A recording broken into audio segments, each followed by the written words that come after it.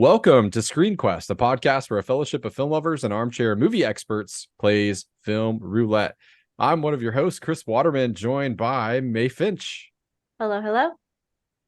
And of course, we have Will Rotondi. Hey, what is going on? Not too much. On today's episode, we're wrapping our most recent versus mode. We're going to be talking about Gone Girl and ultimately contrasting it, comparing it to, and declaring a victor over, not over Ex Machina. I'm jumping ahead there. Compared to Ex Machina, one of them will come out on top. We don't know which one. I'm actually curious to see how that plays out. I promise it's not fixed. It's not fixed. Of course, we'll have a side quest as well, and even a little special guest at the end of the show who is going to be part of our drawing of our next main quest. More on that later. But first, let's catch up on what we've been watching, because it is summer and there's lots of stuff out, including streaming shows. That is a phrase that we probably won't get to utter for very much longer, because I just saw that SAG is also getting ready to strike. So yeah, not only actors, but the writers on strike as well, which may choke off our content, may solve that, like, there's too much to watch problem, just through the power of unions. I love it. Good on them. Who would like to share what they've been watching? I am finally watching Succession, and it's great. It's like the drawn out dramatic version of Arrested Development. I love it.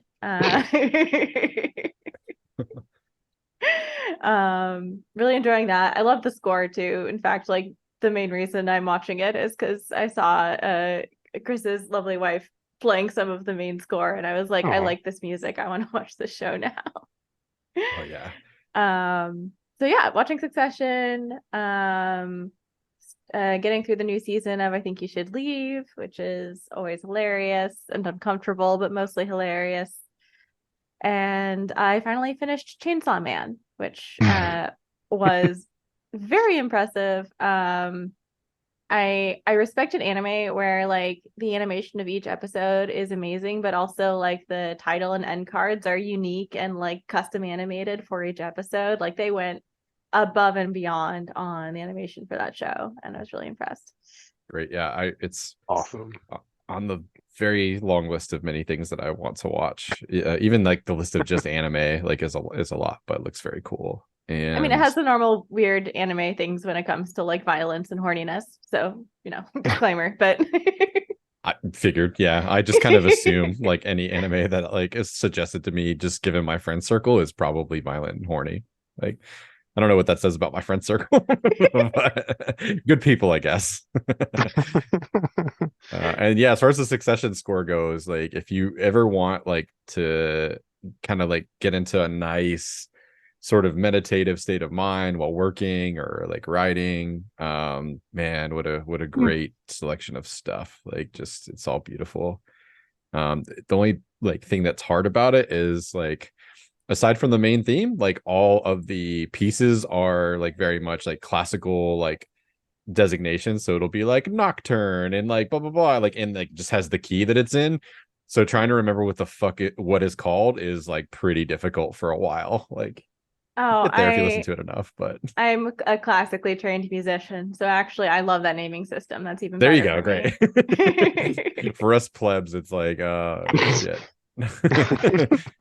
Was that pianoforte in D, or was that intermezzo in C? I don't remember what that piece is called. Like, but cool. I'm glad you're enjoying it. One of our friends, Bill St. John, was like, is that the show that's King Lear meets the Murdochs, like, with a little dash of like Arrested Development? And I was like, that's probably one of the most beautifully ways I've ever heard that, like, put. Like, King Lear I can see too. Yeah. Well, how about you, Mr. Rotondi? What have you been watching, sir? I feel like I should catch up with Succession. It's funny, I watched that episode and I thought these people are horrible to each other. I don't know if I want to watch it. And then I realized that I really liked watching Veep, which is people being horrible to each other. So I don't understand why I didn't just, like, jump on that bandwagon. Maybe I wasn't, like, in the right frame of mind yet. So I guess it needs to get added to the list. Everybody always talks about how amazing it is. So as for stuff on my end, it's like a lot. So I will probably just word vomit some titles, and feel free to jump in if you want to chat about it. But in terms of like going to the theater, which I am glad to say I've gotten back into the habit of, my wife and I went to go see Across the Spider-Verse, which was great. And after that, I went with a buddy of mine recently to go see Indiana Jones and the Dial of Destiny, which I was very pleasantly surprised was a lot better than I thought it like originally it was going to be. I kind of had mixed feelings leading up to it, but I was hoping, maybe it'll be good. Kind of like that whole, we joke we had about Star Trek being good every other movie kind of a thing. I thought maybe they'll pull it back and be all right. And was very pleasantly surprised. So that was a blast. And then trying to catch up on some things that have sort of been on the back burner for a while, like HBO, or I should say Max now, unfortunately. It's fucking in this house. It's I HBO. know, but it's been my source of a lot of educational, checking off, stuff on the list. So I finally got back to some Studio Ghibli and watched Nausicaa of the Valley of the Wind, which is beautiful and also very surprisingly violent, from what I've expected with Miyazaki films. But great stuff. I actually enjoyed listening to it with the dubbed version. I don't really mind too much with like Studio Ghibli films when they're dubbed, because I'm always fascinated by the actors that they get to do it, and so that was fun. Wait, Um, Will, have you seen Princess Mononoke? I have not, but that is on the list. Okay, well, Studio Ghibli, it's weird. It's like very kind of like quirky, cute, enchanted stories.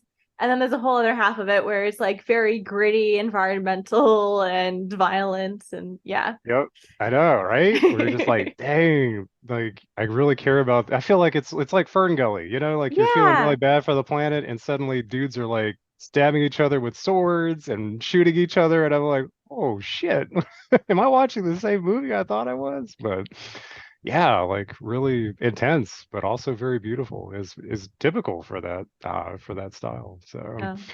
Oh. Yeah. And then I guess two other films. I feel like there's two other things floating around. So My Cousin Vinny, for the Joe Pesci love that we had after watching Lethal Weapon, and then A Patch of Blue, which is a Sidney Poitier film, which is I was really I was moved by it, but I was also very surprised at the subject matter that it tackled for having come out like back in the 60s and what was not censored from that film. So highly recommend. Who knows? Maybe it'll show up on the podcast at some point, but definitely recommend that too. And that's all I've got. Yeah, also made it back into the theaters. The first like foray into the movie theaters in a while was Asteroid City, the new Wes Anderson film. I Nice. adored it. I was very on the fence for 30 minutes. I thought I was going to be like, this is just another one that like had potential, but just too twee and like a bunch of people just talking nothing like human beings talk, because it starts off like that. And like he does a good job sometimes making that believable in the context of the world. And sometimes it goes way too far. I'm like, these aren't even people like at all. And then it became by the end of it one of my favorite films that he's made. I thought it was just spectacular. And I urge you to look as little as possible, because I think a lot of the delight of that movie is just kind of watching it unfold.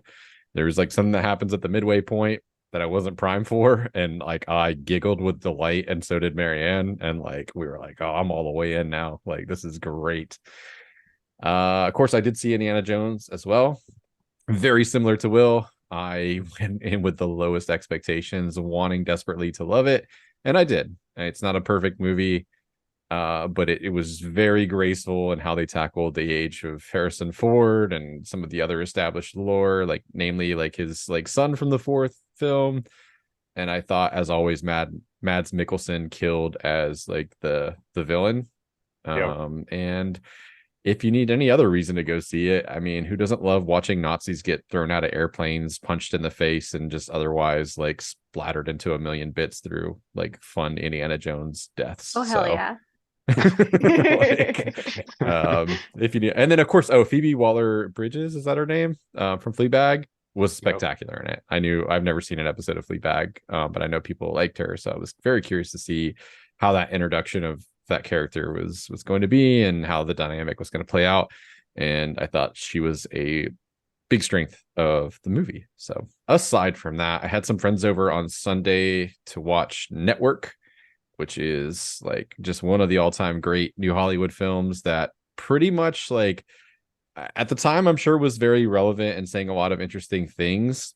They're even more relevant today, and they kind of accidentally predicted things like what's going on right now in the streaming world in terms of like viewership and ratings and growth, like trying to make something that's historic, like the news, that's historically been just like a loss that you write off as like a big media conglomerate, and then trying like, how do we make this profitable? And it's a stellar film. And I think that's about it. The TV shows I talked about we're still kind of watching, but no real big updates there. Let's see what we have in store for us in terms of a side quest. We'll dive into our discussion. All right. Throw your One of us has popcorn. not done this. No, it's not, Just thankfully. kidding.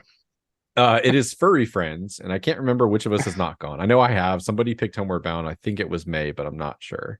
It was. That Yep. means, Will, by default, you have to go. I'm just deciding Sweet. right now. That's right, because you did Gizmo the last time, right? Because we're Yep. including like mythical Yeah, sure. creatures as sort of the. I think that's a fair game. You know what? I'm gonna cheat a little bit, and I'm gonna use something that we talked about last week, which was Jurassic Park. Oh, nice. Please. And I'm gonna just go out there and say that Velociraptors are like, I don't know. I mean, you've got two things when you watch Jurassic Park, at least when we're talking about the original, and that's either the T-Rex who's holding it down for the home team there at the end. We're talking about the Raptors, and for me, watching the original Jurassic Park, the Velociraptors always scared the shit out of me. And I thought that was like the best well done like suspense. I mean, don't get me wrong, that T-Rex goes plowing through and eats a dude off of a toilet, but like those raptors, man, especially like the kitchen scene, they're hopping around trying to go after the kids, and you're not really, I mean, they're probably gonna make it out, right? It's a Spielberg movie, kids don't usually die. But at the same point, you're just like, this is really intense. The music's beautiful. John Williams, gotta, shout out to him as well. But just something about those raptors, man, like really made the film. And I think it speaks to like the fact that all the sequels have tried to include them to some degree or another, for better or worse, however you want to take Jurassic World and all that stuff that does come after. They've always been a big part. And so I feel like you can't have Jurassic Park without raptors. So that's my choice. The intelligence, I think, and Clever because girl. Spielberg, what's that? It's just a clever girl. Yeah, clever girl. That's right.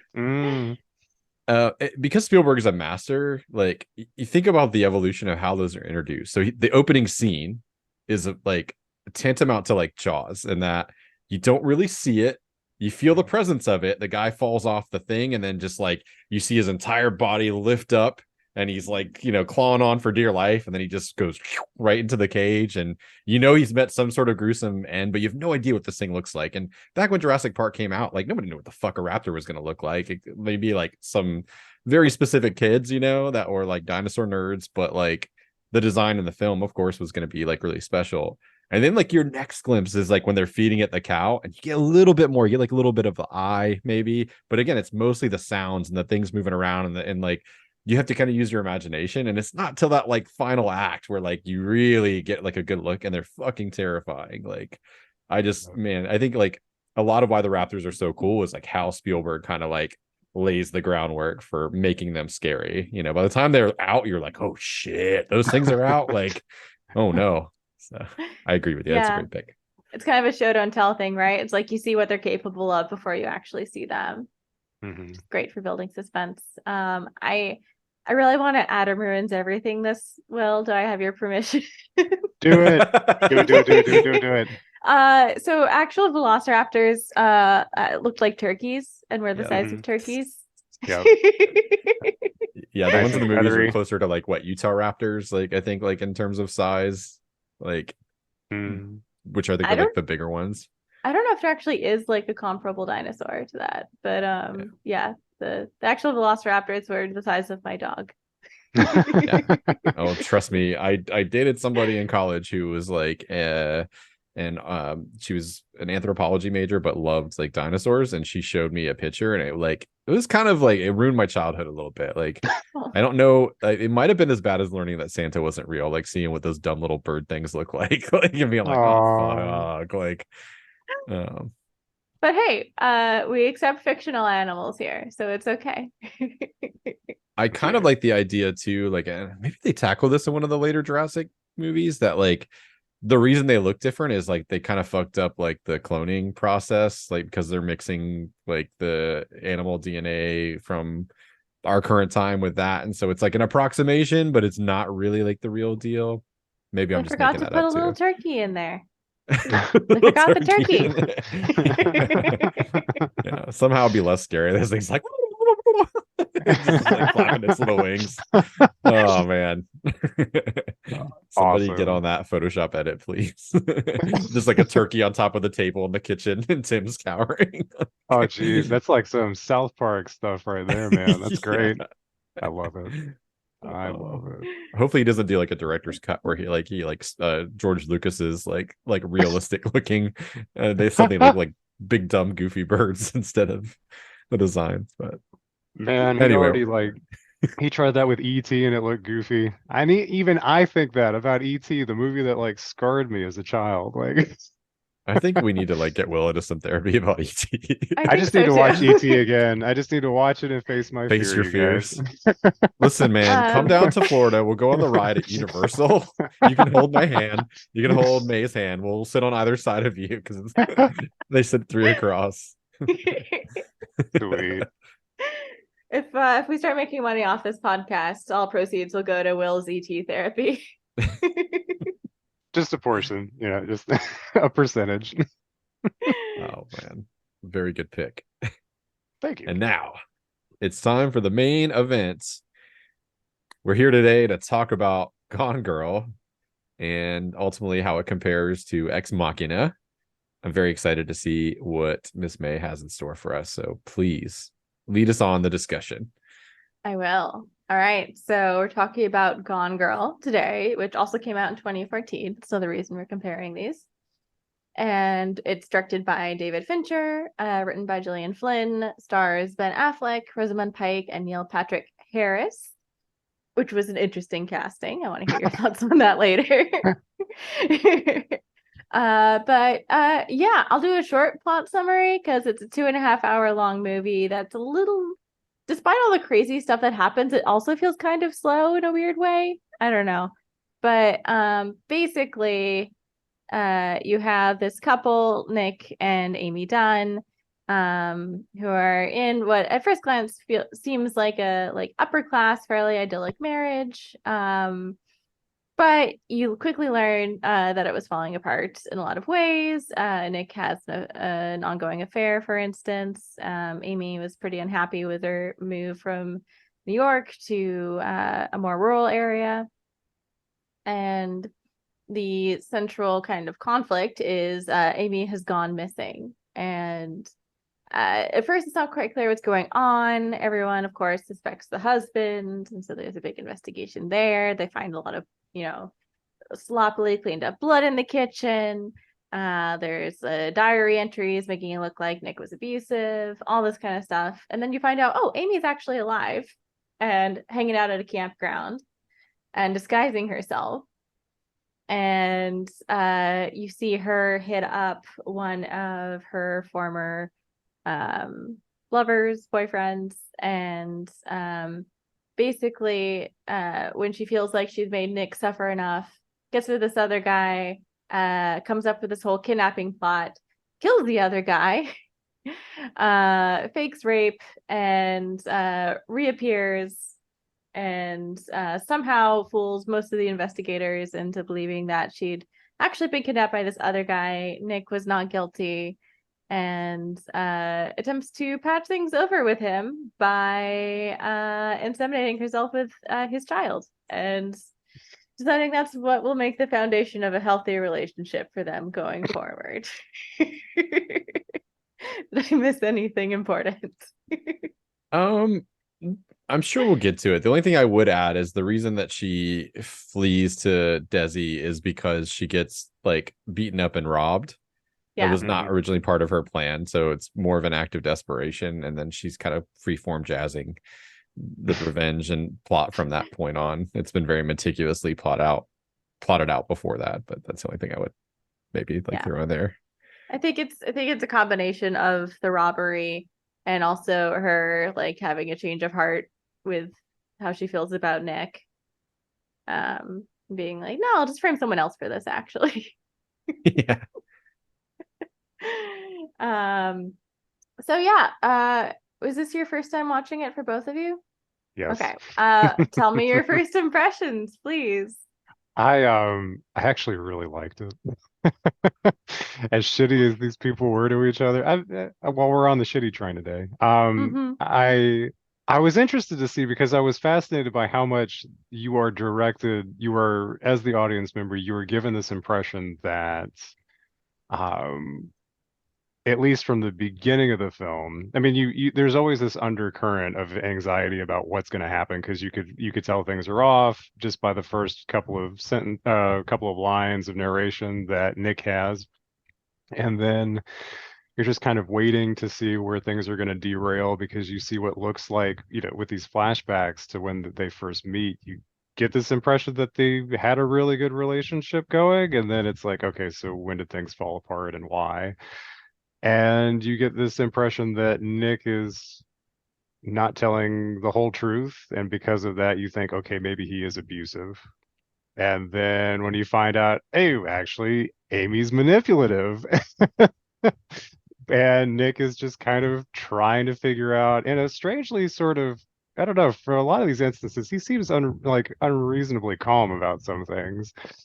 And so then you sort of start to feel more for him, at least in like the overall sort of, I guess, gauging it, because he's not a perfect person, clearly. He makes mistakes too. He is not a faithful husband. And so then it's like, okay, well, who's worse and how is this going to turn out? And so I was mostly just fascinated by this like train wreck that somehow didn't completely derail for either character completely, and how it was suddenly like this big public event where the news gets involved and America wants to know. It's like the latest like trial that like we all get I should say we as like American audiences get fascinated by to watch, where it's like OJ Simpson or Casey Anthony, or I guess if we're talking like relationship stuff like Johnny Depp. And Mm-hmm. so then it's like watching how public perception also influences how these characters act, and ultimately the decisions that they make that bring them back together at the very end of the film, and they're still miserable and yet nobody can nail her for that murder. And so yeah, I was just fascinated. I thought this is so interesting, and yeah, I wanted to know how the train wreck was going to turn out, so I really enjoyed it. Yeah, so I realized about 10 minutes into this that the twist actually was spoiled for me. Like it came back to me and I was like, oh, yeah. So the twist is that she is actually alive and that Mm. she's trying to frame him. What I didn't know was sort of like the context of why. And like it really took the wind out of my sails until I realized the revelation came at the midway point. And then I got really excited again because it became like a Hitchcockian suspense thriller where like you had all of the information and now it was like, how is it all going to play out? And I thought like the film's infinitely more interesting and better like once the second half gets rolling because like you're privy to everything, and so it's less of a mystery and it's more of like what's gonna happen. uh Seeing Rosamund Pike from Pride and Prejudice to this was like quite the transformation. I think she Oh yeah. knocked it out of the fucking park. Like I think Ben Affleck did a good job and I like Carrie Coon in it. But and even Tyler Perry, like I was very surprised by like how well like he played that character because I always think of him as like the goofy, Mm-hmm. guy. Like loved his character, but no, everybody pales in comparison to Rosamund Pike as Amy. Like she fucking steals the show. Mm. Um, I didn't know it was a Fincher movie either before I started it. And then again, same thing. Saw that like as I was like getting ready to fire it up, and I was like, all right, like cool. A Fincher movie I haven't seen, and had his kind of trademark green tint, as you can kind of see behind Yeah. Will. And like the style. Of course, that Trent Reznor, Atticus Ross score, like a lot of his movies of the 2010s and later. But yeah, overall, I thought it was spectacular. I was initially very frustrated by the ending because like I wanted to be fulfilled and like have like the satisfaction of like seeing people sort of like get what they deserved, and it's not always how the world works. And I thought about it for like days after watching it, just like it was bone chilling. Mm. um I mean the ending in particular. So yeah, it's safe to say I loved it. Yeah. I want to read the book I, now because I do want to compare book Amy to film Amy, because I've heard there's some pretty big differences in terms of like development motivation. But sorry, didn't mean to cut you off. yeah, no, I mean that's a great point. I also want to read the book at some point. I will not submit this as it was the book better, so for your sakes. Oh, do it. Do it. We've already done half the work. True, it's very true. But yeah, I saw this when it first came out. Actually, I saw it shortly after it first came out in 2015, and I remember being like shocked because I was also relatively new to like watching thriller movies, and I was just like blown away. I was like, oh my God, that was so interesting and so good. And like on the rewatch, I found myself, I think similar to Will, thinking a lot about like how the media aspect feels very reminiscent of like those very publicized like criminal and court cases. And I was specifically thinking about Gabby Petito in that case, if you guys remember it. Mm, Oh yeah. Um, yeah, yeah. and just what a shit show that was from a media perspective, and how there's still so many unanswered questions. And I don't know if anything, it made Gone Girl more believable, having like seen that happen, and like how, yeah, we just don't know so many things about that whole case, and doesn't seem like law enforcement does really either. Mm. So yeah, it made this whole scenario more believable for me. Um, and I find Amy Dunn just such a chilling character, like to this day. Um, and yeah, I we'll talk about it later, but there's that cool girl monologue, and I think this just shows what a good manipulator she is, because it's like, yeah, she can speak to something that is like kind of a cultural taboo to talk about, and then she'll just take it to one or two steps a bit too extreme to use it as justification then for her actions. But she's very good at like, uh spinning a yarn to justify herself. um and she takes digs at Nick as like the one who's the quote unquote writer when she should have been, and it's kind of funny how you see that come through in the movie. Yeah, But she's yeah. up there with like all-time great. Like I put her next to what's Sharon Stone's character in Basic Instinct. Like, um, but oof, boy, what a character. Right. So especially since this is your guys' first watch through, I wanted to ask, because we talked about that kind of like shift in tone when there's the reveal. Um, I kind of want to know, because I want to talk about Nick Dunn first before we talk about Amy more. Um, what did you think of Nick before we knew that Amy was actually alive versus kind of like after that reveal?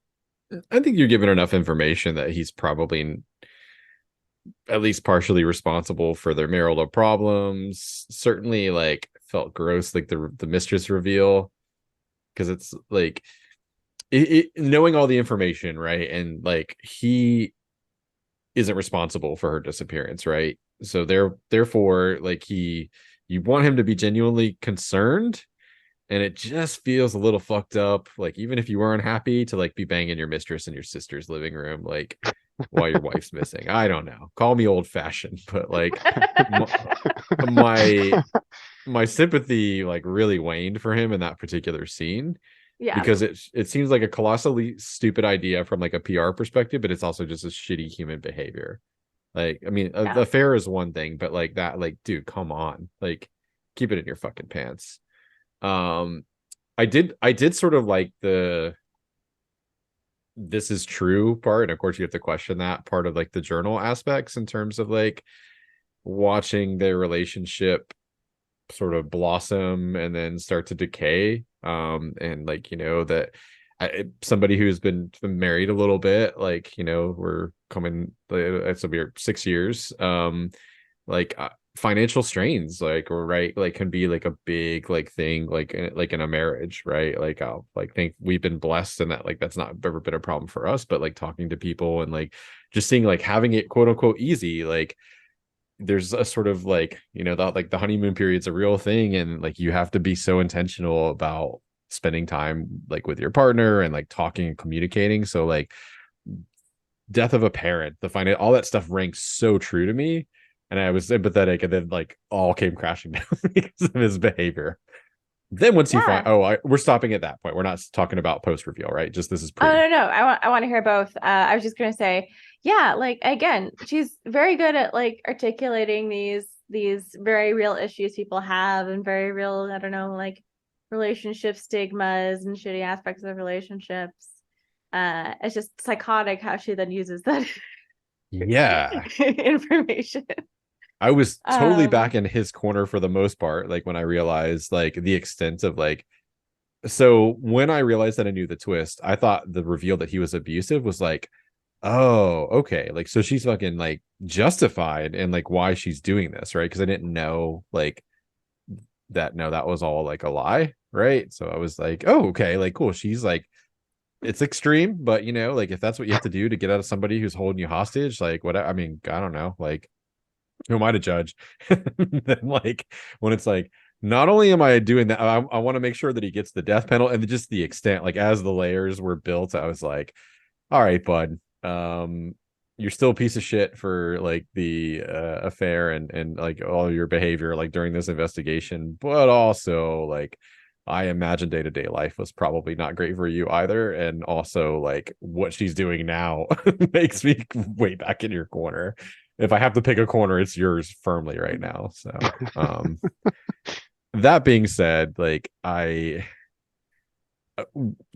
didn't buy his like sort of apology confession. I feel like that all was a PR stunt. I don't think he felt the least bit bad about what he did. And I kind of landed on the, you don't deserve the death penalty or to be framed for murder, but like I don't particularly like you either. Like I think I've come down on that. Like I don't know that you deserve to be stuck with her either. But like so yeah, I wouldn't go have a beer with him. We'll put it that way.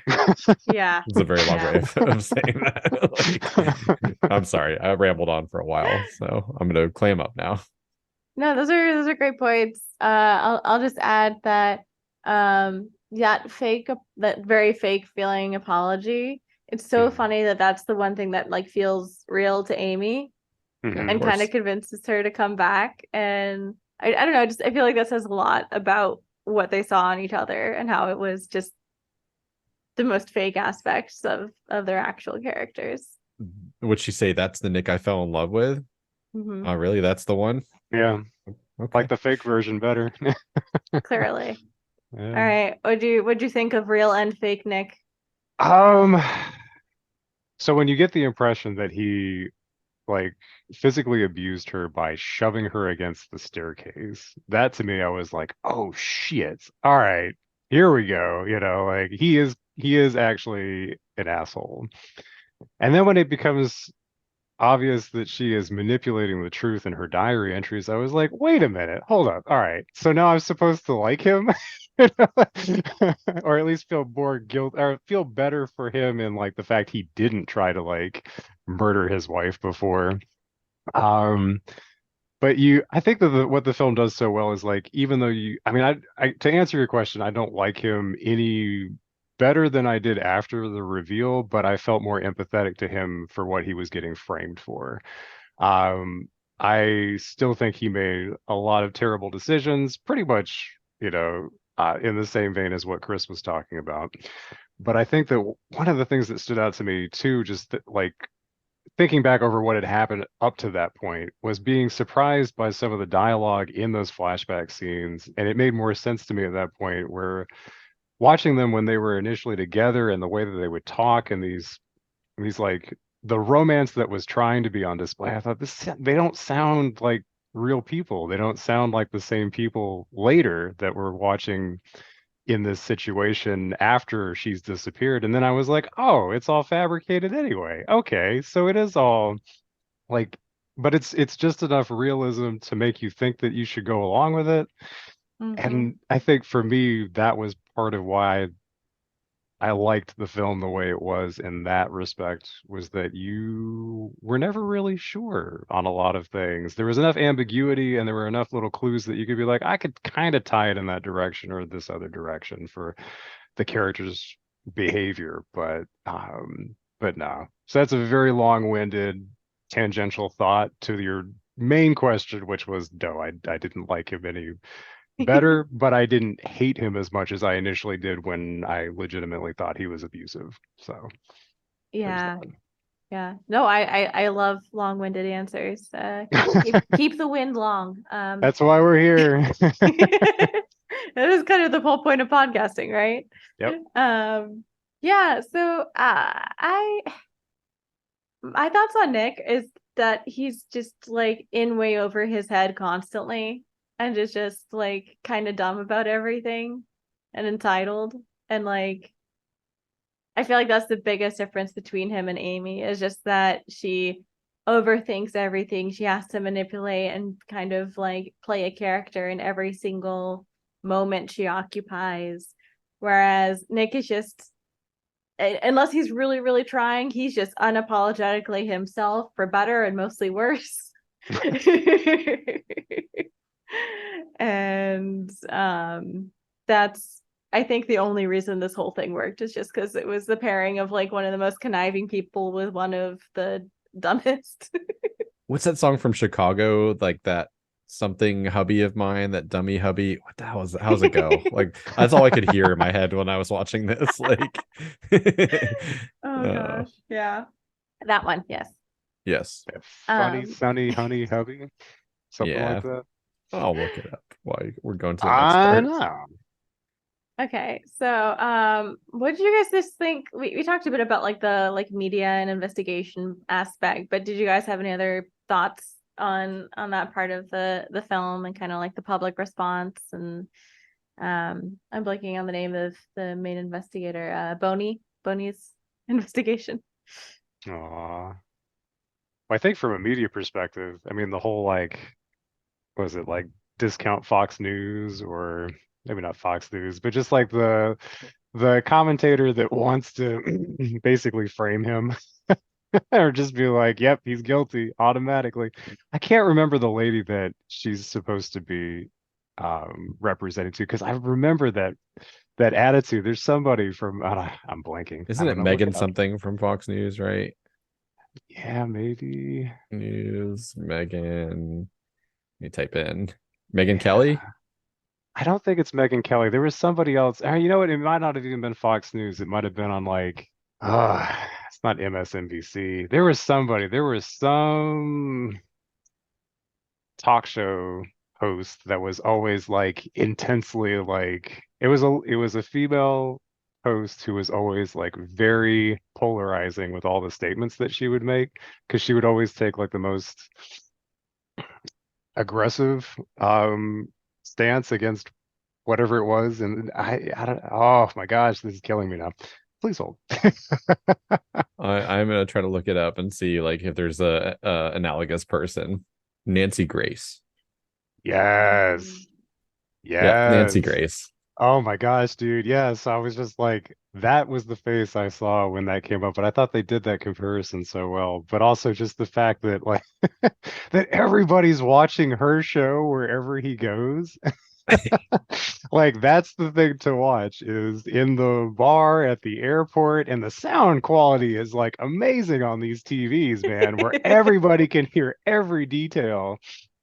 And I'm like, no, you need to go, buddy. You need to go home. So, but yeah, I thought that was interesting. That was part of it that they focused on rather than any other sort of news angle. But The um, sensationalism. Mhm. yeah, definitely. No. Yeah.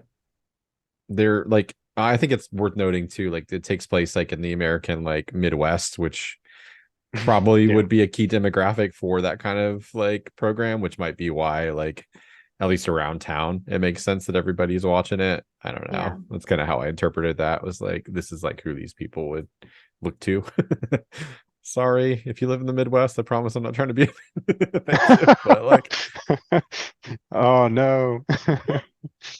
Hey, look, that detective was like actually seemed to have his back for a lot of that, so appreciate that part at least. yeah, Yeah. she played one of my favorite characters in Deadwood, and it took me like half of this movie to be like, where the fuck do I know her? And I relented and Googled it, and I was like, oh, you're Joni Stubbs in Deadwood, but she's Yep. one of the cooler like side characters I thought because she seems to be very objective, right? Like she gives everything a bit healthy bit of skepticism, but Mhm. Mm-hmm. takes the new information as it comes in, doesn't jump to conclusions. Yeah, I was really grateful for characters like her and even Margot.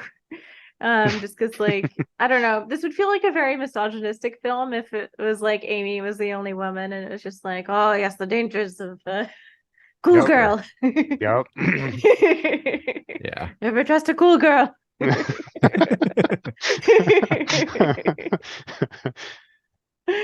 But no, I appreciate her a lot for sure. And yeah, I already said my piece on the media aspect. Something I noticed on the rewatch was like I don't think it ever sparked anyone's suspicion that Amy had been like super into like true crime and murder content right beforehand. And I'm like, I guess that must be also just kind of an aspect of being like a Midwestern blonde white woman in the 2010s. The Just like, demographic yeah, that's too, going normal. back to that, I think a lot of like, I mean, you know, gun to my head, I would say probably 60 to 70% of the women that I know over the age of 30 like fucking love true crime, like podcasts, TV show. It's stuff that I can't watch before bed. They're just like it's like their comfort, like have a cup of tea, like and watch it. I'm like, oh man, how do you do that? So that part of it, like I feel like maybe you could overlook, you know. Granted, this came out what, like 2013, 14-ish? When is it? 14. Thank you. Yeah. Um, which I guess would have been still like pre-serial, but like plenty of podcasts out there that covered true crime. Do you guys buy like from a suspending your disbelief in a movie perspective and how much you can do that? Do you guys buy that Amy successfully masterminded all of this? Or were you ever like, oh, come on. Like, was your believability ever completely strained? All the time. There's Cool. so much about this that I was like, but I also didn't care at that point. Like I was kind of bought into like the story he was telling, and you can kind of look at it as sort of extremes and symbolism and sort of more about what he's trying to say, or Gillian Flynn's trying to say, um versus really fully believing. There were so many things that like I was like, there is no fucking way. Like, so yes, it's the answer. My credibility was strained the entire movie pretty much. Do you have a Once the particular reveal. example? Like, what was the most egregious thing to you? um I think like oh gosh, the most egregious thing when she comes back, I just listen, I'm all about like taking the piss out of like law enforcement and the ineptitude of law enforcement. As a Hitchcock fan, that's one of his themes. However, like there's no fucking way that they would just be like, you're asking too many questions, like stop, like you're asking too many questions. Like she killed a guy, and I know there's a lot of evidence that points to one way, but like Nick telling a law enforcement official like, hey, this is like what I believe happened, here's a substantial amount of like proof to that effect, and then like, well, no, it's just in the hands of the feds and no one's gonna like look into this too much because I'm like, no, absolutely not. There's no way that somebody else is dead, and there's a lot of suspicious circumstances around her disappearance and reemergence. I just don't buy that. As much as, again, I would like to make fun of like the ineptitude of law enforcement, it's not going to happen. Yeah. They don't like, for something like this high profile, they're not going to leave any stones like unturned. It's way too high profile. I buy that. How about you, Will? Yeah, I think she kind of lost her I think she had it up till that, like the point where she saw Nick on the news broadcast where he apologized for his behavior and wanted her to come home if she was out there. And I think that's where she lost her mojo. I guess arguably she lost her mojo a little bit when she got a little too cocky hanging out at that trailer park Hmm. and thought she got away with it and carried way too much cash on her at one given time. The other two folks there that were befriending her, quote unquote, found out about and then wanted to steal from her. But yeah, I think for the most part, I think she planned out a lot, but I think it was also very much just kind of left up to chance for some things to work out as well as they did. And I think she was just really excited that it worked out again for apparently the third guy in her life that we know about that she's manipulated somehow. Yeah. And that, yeah, she got a little too cocky. It might have also been, I was a bit confused as to whether she would have legitimately considered killing herself, because that seemed to have been a plot point where she was like, yeah, I'm gonna off myself and my body's gonna show up in the river and then they're gonna have to convict him and send him to the electric chair. And I'm like, wait, hold on. You want to commit suicide just to get back at this other guy? Like, I could buy if you've kind of lost your marbles, but that doesn't seem like you win out of this situation at all. And so then when she changed, I mean, she had little sticky notes that had like question mark, like kill myself today, question mark. And she took all those down once it seemed like everything had worked the way that she wanted. So maybe that was just like a backup plan. I don't know. It just seemed very strange to me. Like that was sort of the mindset that she was in. And then suddenly she's like, okay, no, I'm good. And then, oh, no, I got to pivot again. I got to try something else. And then, and yet, yeah. And then at the very end, when the authorities are like, no, she's exhausted. Give her some time. That's believable. It's just the fact that they're Yeah. going to table it forever. Yeah, Yeah. No right. more Like they're questions not going to forever. pursue it. Yeah. Like Or I like, understand somebody that like has evidence of like sexual assault and right, and she's covered in blood. yeah, Um, which reminds me of two other bones. Thank you, Will, for like really just stoking the fire. If you're I'm welcome. gonna, uh, I know it's Go like a off, Chris. stylistic thing. I know it's a stylistic thing in the movie, but she's Why is not she still walking covered in around with blood? a fucking calendar with all of her plans. Like that was Oh a yeah. stupid. I'm like, you get pulled over by a fucking cop for speeding and like they see that shit, like you're fucking done. Number one, like maybe she's that dumb, but I don't, doesn't strike me as somebody that's that stupid.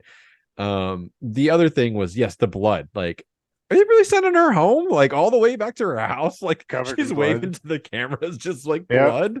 I'm Yep. like, they would clean you off at like Yes. after they've like taken the samples and stuff. So Yes. That's thank you, part of the Will. medical care is cleaning you up. Just want that Yeah. really awkward shower scene between her and Ben Affleck. That's all that was. Yeah. Where we get some Ben Aff, I don't know like what a pun I could use. We hangs dong. All right. I don't have a clever thing to say. Good save, buddy. Good try. Good try there. Yeah.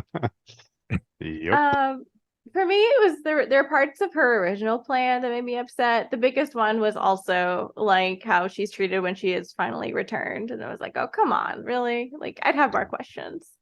Um, but like in her original plan, like the stuff that gets sent to Nick's sister, Margot, like how does Margot not notice that?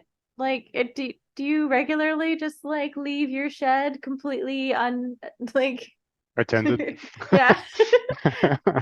Like you weren't sipping coffee and looking back and being like, wait, why why are all these gifts being piled in here? I don't understand the logistics of that one. I feel like with the thing about her originally planning to kill herself, I do believe that it was part of her plan, but I also think that as carefully orchestrated as this all was, as soon as she's free of Nick, I think she starts kind of doubting herself and doubting her plan.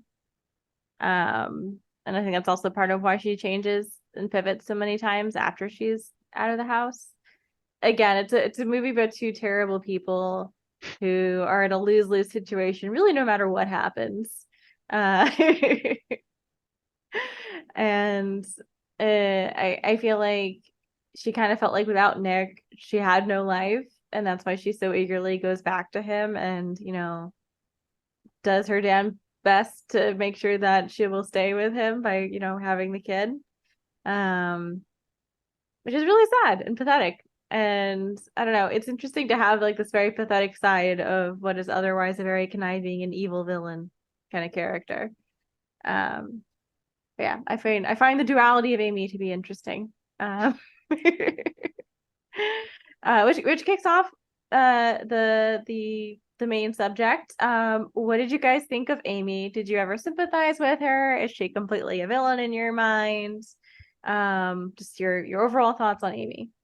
I sympathize with fake Amy, like in the journal. Like, Yeah. it's the second I got like a unfiltered glance. No, I loved her as a character, but she seemed like a spoiled like brat from a wealthy family who manufactures problems that like or accentuates problems to like the extreme degree. Like I'm sure she has real problems like everybody, but she turns everything to the extreme, and I think they kind of set you up for that early on where Nick and his sister are talking in the bar and like about the drama that follows, like so you're kind of primed for that already. But like you don't know, of course, the extent of it, so you're like, oh, that's maybe a little unfair, I don't know, like, or you at least question it. And no, I thought she was a horrible person.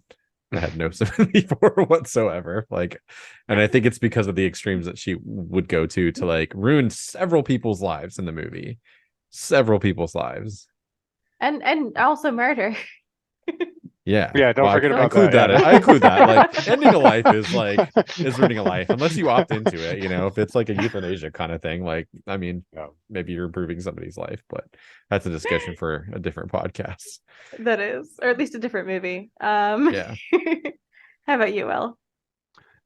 I oof.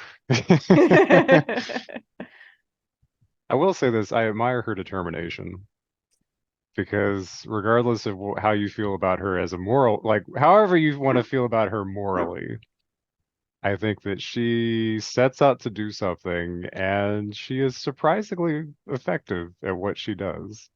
So whether she's half-assing it, like, or flying by the seat of her pants, or not wearing any pants, as the case may be for some of these things, but like she just, I don't know, man. She's determined. She is determined, and she made it happen. Because truthfully, I didn't know how either of them were going to make it out of the end. And while it's depressing that they both ended up back together again, and I really think that Nick's life expectancy is substantially shorter living in that house. I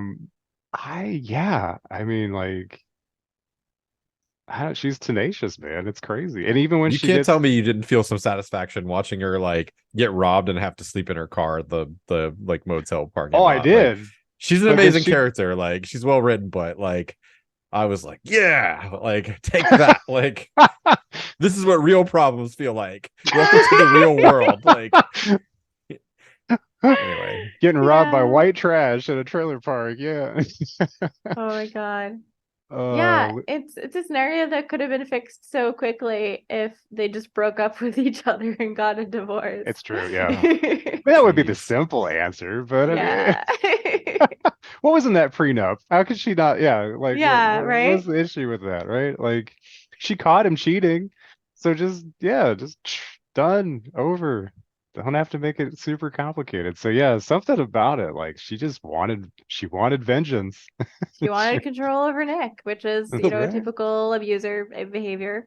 Yeah. The one She thing should that have I left. was kind of in her corner was like the wiping the kiss. I was like, you have a right to be furious about that. Like, not to the extent of like framing him for like capital murder, but like that little detail was nice because like that would, I mean, sociopath, what like that would break your fucking heart, man. If like not only did you see your significant other was like cheating on you, but like something very personal Yeah. that you have like a fond memory of, like that was pretty terrible. But Yeah.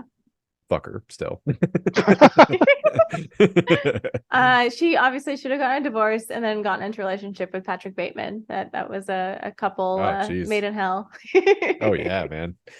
I do uh also appreciate her commitment to like self-inflicted wounds to somehow perpetuate the lies that she was peddling. Like, Boy, yeah. howdy, you're not kidding.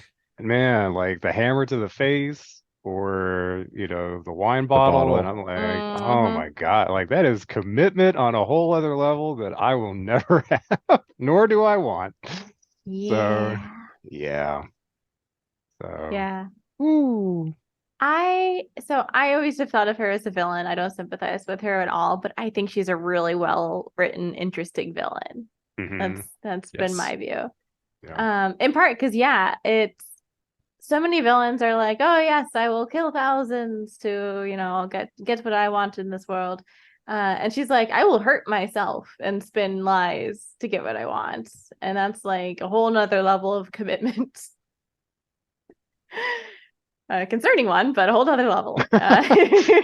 Turning other people into villains too. Like Yeah. it's not just like she asserting herself. Like, man, she is ruining the lives of other people, not just by hurting them, but like making like the world think way less of them, to the worst possible extent. So, good for her. Oh, yay or nay? I think I know the Yeah, I answer. was like, it's like, what the fuck is she talking about? I kept saying that. I was like, when is this gonna come into play? We talking about Carrie Coon's character? She's like runs a bar. Like, I told you guys this one was a stretch, but it is it's kind of that genre. I have heard people, not my friends, say good for her with regard to Amy. So I wanted to put that out there. Well, I guess if we want to, all right, so let's play devil's advocate for a minute then. Let's go back to Desi's Yeah. character, Neil Patrick Harris, right? Yes. So, interesting choice, as you mentioned, May, and also the one dude who does not make it out of this film Yeah. alive, that we know of at least. And so, not only is it like a shocker of a scene where they're like, he's having sex with her and it's about to finish and then she slices his neck with a box cutter and just like gets covered in his blood. And I mean like for me I was wondering two things leading up to that point, which was why did he take her back? And also, what really happened between them when they were together? Because you get, like if she's lying about what's happened before to set people up, then I really wondered like what the real situation was.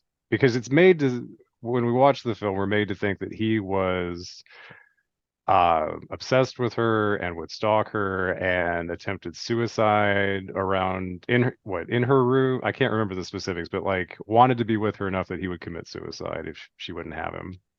And so then for her to use him again because she knew that he would be interested was one thing, but then also like the fact that he also seemed controlling was Hmm. weird, to the point where I was almost like, you could get out. So you're making up the fact that he's like holding you hostage, but at the same point, he's creepy too. oh And yeah, the camera's mentioning uh, specifically anyone that comes or goes, like, or whatever the line is, where yeah. very much the Yeah. implication of like, I know you're alive, and if you leave, like, well, bad things are gonna happen, right? So maybe that's sort of like if we wanted to play devil's advocate for the things that happen, it's like her husband cheats on her with another girl. She seeks help from a guy who, yeah, they had some weird stuff happen before, but then he's like kind of controlling.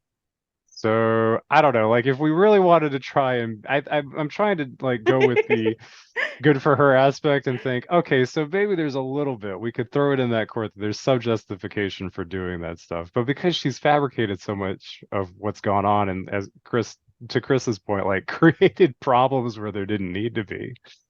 But yeah, that's all I got to try I on. I I do believe that Desi was controlling and probably abusive in their previous relationship.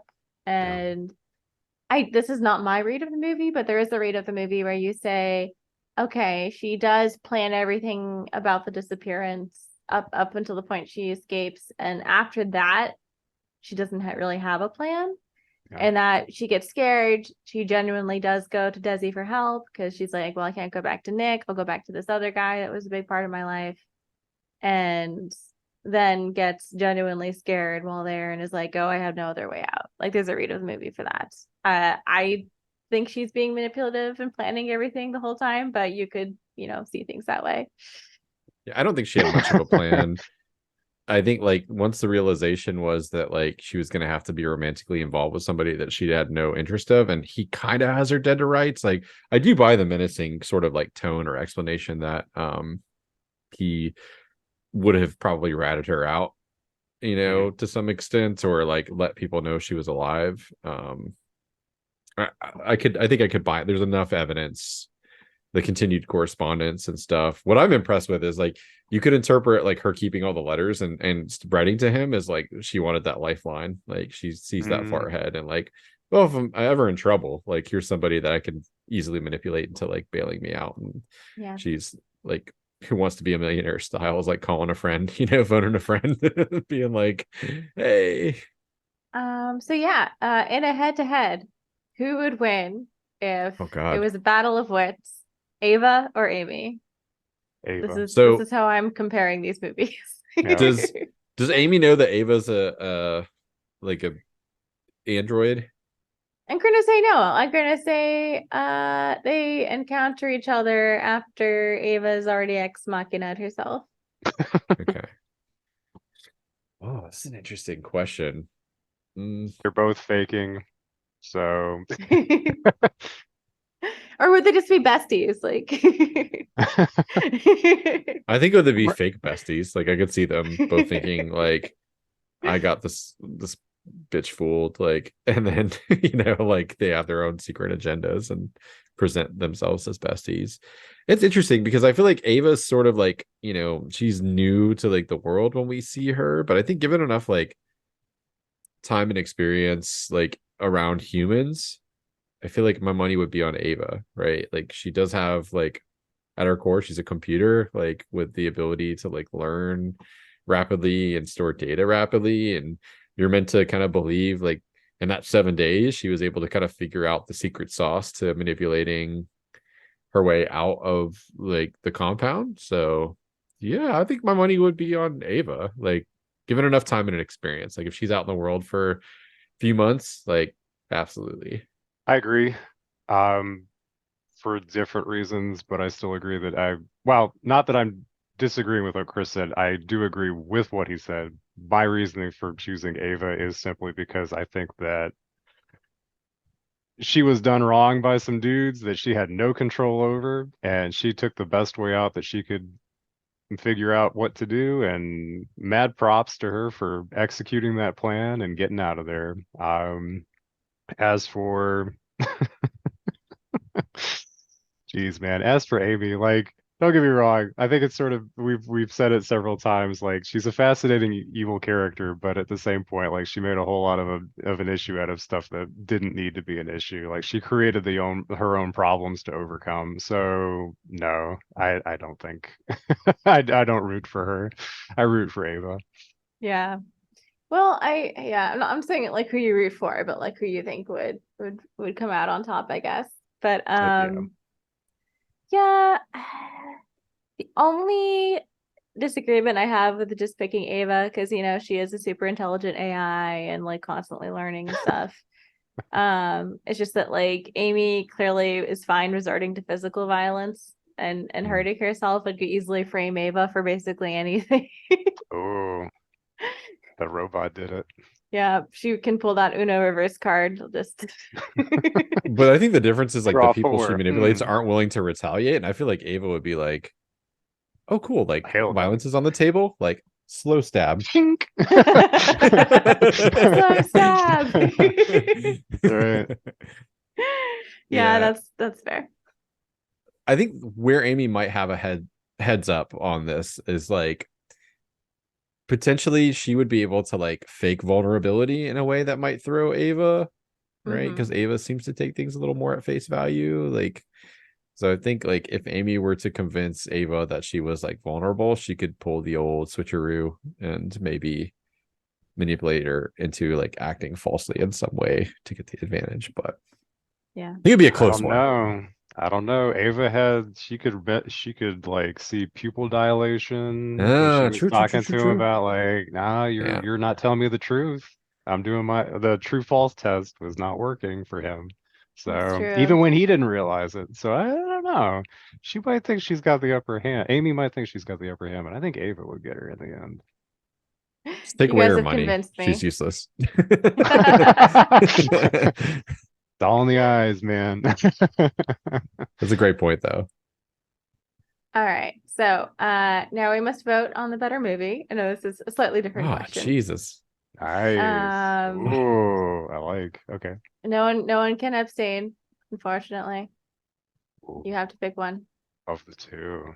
I don't know. I feel like this could depend on the day of the week that you ask me this question. Right? All right, I'll go first then.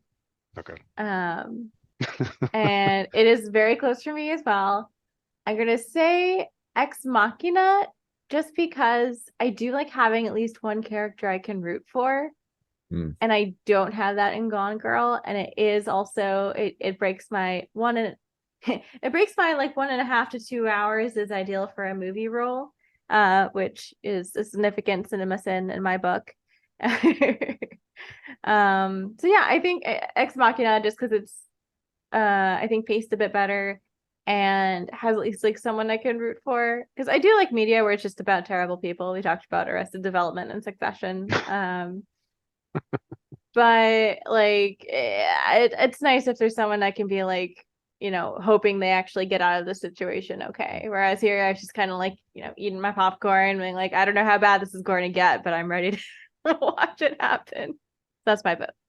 I Nice. suppose I'm also gonna go Ex Machina. I think it has more rewatchability maybe than Mm, Gone Girl. Gone Girl seems like it'd be a great movie to watch a second time, but I question like a third, a fourth, like whatever. Whereas I feel like Ex Machina, like I probably would get something different every time I saw it. And I feel like there's more to peel back. So to say Gone Girl is a bad movie, I think it was an excellent movie.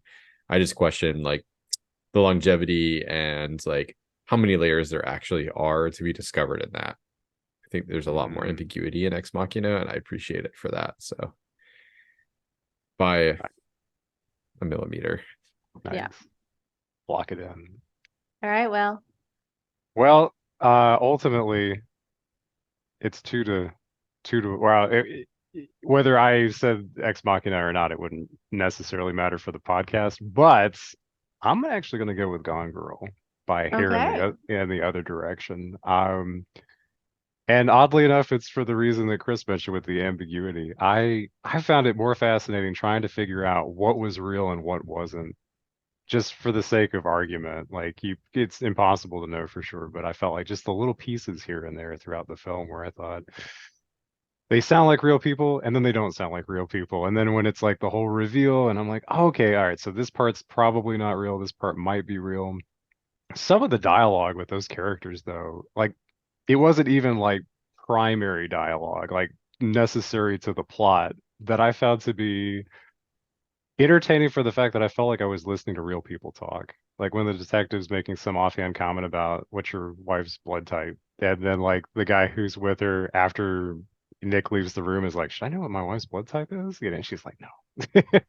Just like the interactions with some of these characters that felt so real, or like between Nick and Margot, that felt so real as just it just felt natural to me. Whereas watching Ex Machina, while I am fascinated by Ava's character, uh, watching it for the other two dudes just felt very much, it felt more like listening to, in some ways, an adapted, like, philosophical debate.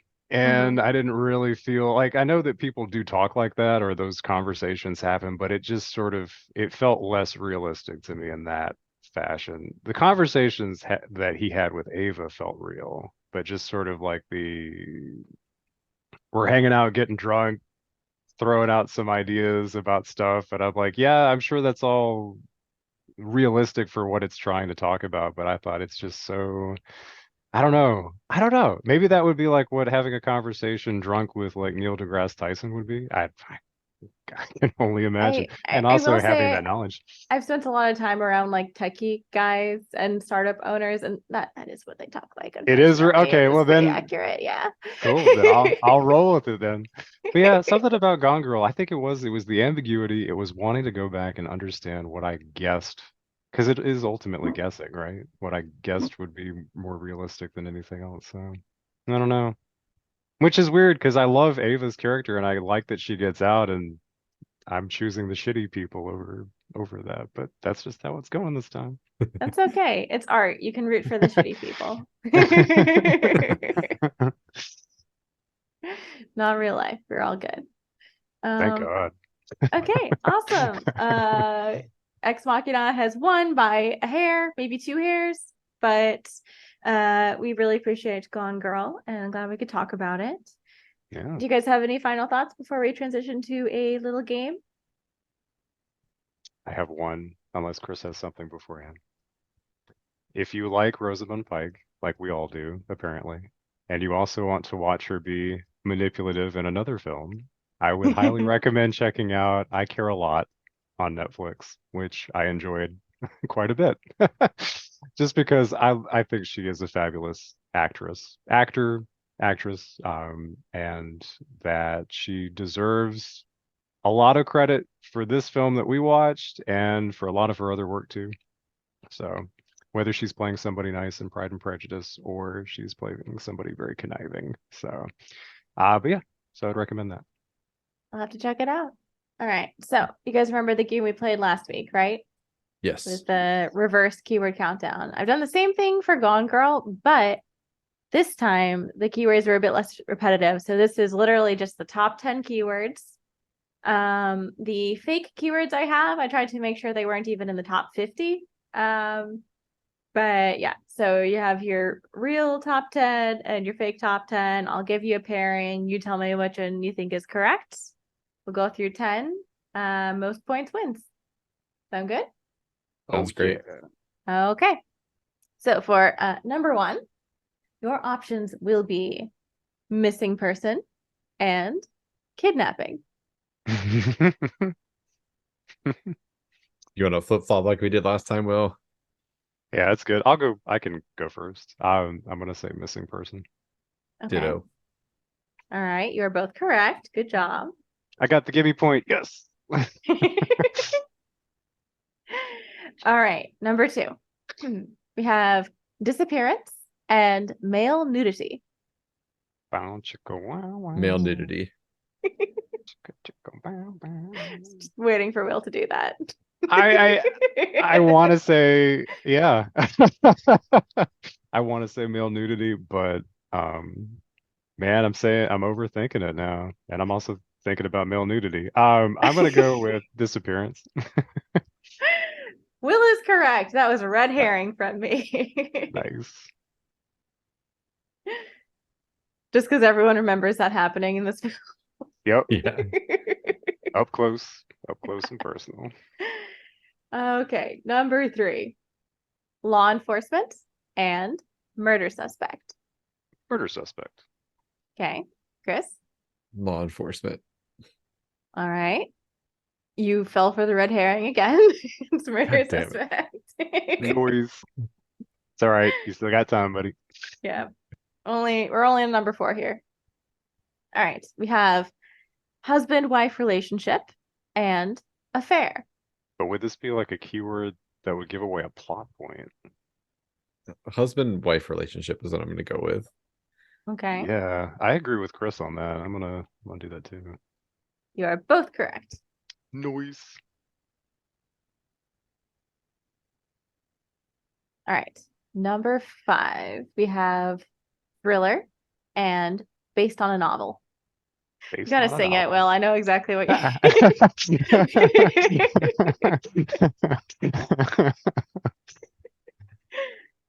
Did you guess based on a novel? Yes, I'm sorry. Based on a Same. novel. Same. Okay. Good. You're both correct. Did not fall for the bait this time. All right. Now we're halfway through with Will at 5 points, and Chris at 3. Still time for a comeback. Number 6, we have Cool Girl and Psychopath. Psychopath. Okay. I agree. Well done. It is Psychopath. Only because I heard you call her a cool girl earlier, and I felt like maybe that was a little slip, but that's just me. Well, I mean, she has a whole monologue in here. Yeah, about cool girl. Yeah. Yeah. They're synonyms in her mind. All right. Number 6, we have Missing Wife and a word I can't pronounce. I think it's Yixoricide. Oh, come on. What is this this trick over here? Missing wife. Okay, Chris. I'm gonna go for the fucking weird one just because, like, I gotta. Euxoric side. Okay, cool. It is Missing Wife. Nice. And I would love to know how to actually say this. It is the technical term for the murder of a wife, and I don't, yeah, or specifically murdering your wife, not a wife in general, but yeah. Somebody else's wife. Jeez. Committed euphoric side. That son of a bitch. Oh, it was somebody else's. Ah, it's fine. It's different. It's different. Yeah. Don't log it as that. It's yeah. like patricide or that kind of thing. Fratricide, matricide, yeah. This one's just impossible for me to pronounce. So number 8, we have emotional manipulation and hidden diary. Emotional damage. Emotional whatever manipulation. Yeah. Manipulation. I almost said damage, but I'm like, that's no points for Chris. Oh man. Oh, it was so close. What were my options again? I apologize. Emotional manipulation and hidden diary. Emotional manipulation. You're both correct. Nice. It feels weird. I feel like I'm trying to manipulate you guys right now. It's a little too on the nose. Give it time. Work on it a little bit. Hone your skills. God, no. All right. Number 9, we have narcissist and manipulative personality. Manipulative personality. Okay. Narcissist. All right. That is a point for Will. Nice. One more and you run the table, buddy. Every once in a while it happens. But now that you jinxed it, it's okay. I'll take my 9 and I'll go. I'm good. I cash in my chips. All right, you guys ready? Yeah. Okay, we have infidelity and rage. Infidelity. All right. It's that question again about would they do a plot point or would they give a keyword that gives away a plot point? But you know what? I'm just gonna go with rage. You were so close to a perfect sweep. No. That's all right. I already cashed in my chips. Get wrecked. Get wrecked. So cool. Well, you still win, Will. Congratulations. Yes. Very but yeah, it was infidelity. Nice. Yeah. Good job, buddy. Yeah, likewise, man. Thank you both for playing. Thanks for hosting. I like that. That was a cool variation. I'll try not to manipulate you guys in the future. It's all right. They always say that. Makes for better content. That's what really matters. If network taught me anything, it's better content's all that matters. Oh wow. Well, that brings us to the end of the episode, which means we're going to draw a new card. But first, through the power of editing, I'm going to bring our friend Adam in now. And abracadabra, boom. Adam Gumbert, welcome back to the show. How are you? Doing pretty good. Not too bad. It's hot in Kentucky. Let's talk about that again. Oh gosh, yeah, it's so hot everywhere in Florida. Yeah. It's been brutal. Like I walked outside at like 8 this morning and it already felt like terrible. Like I was gonna have coffee on the porch and I was like, no, not doing that. How about inside? Yeah, exactly. It's the humidity too down here. It's brutal.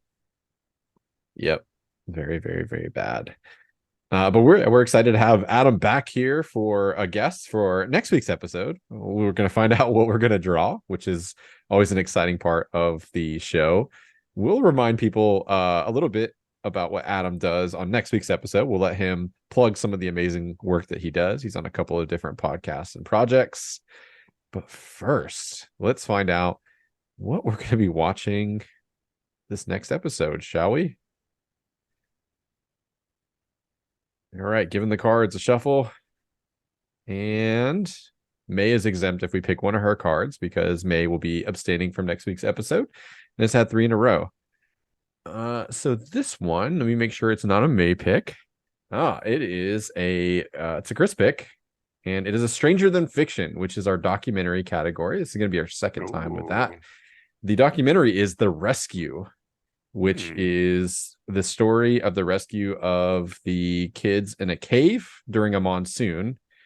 I think it's on Disney Plus. It is heart pounding and amazing, and I won't ruin it for you.